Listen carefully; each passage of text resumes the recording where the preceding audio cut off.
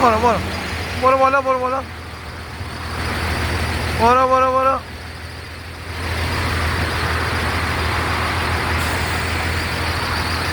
باشه باشه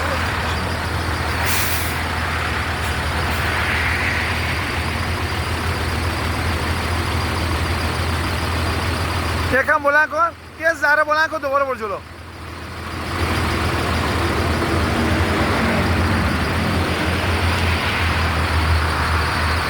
اگر سولاخ پیدا کردی اصلا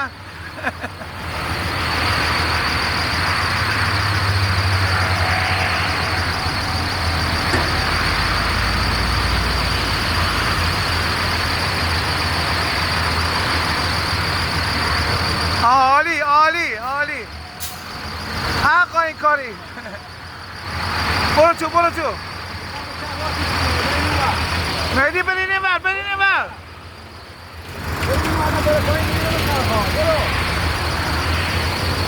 نه دیگه نه مهندسی بپرسم مهندس خودمولی باشه اینجوری باشه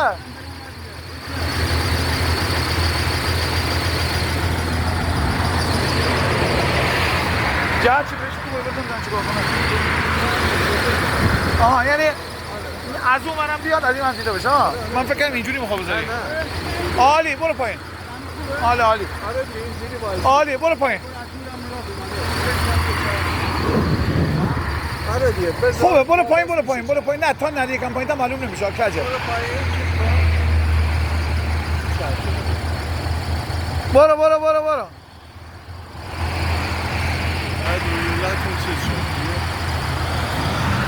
عالی عالی قشنگ شده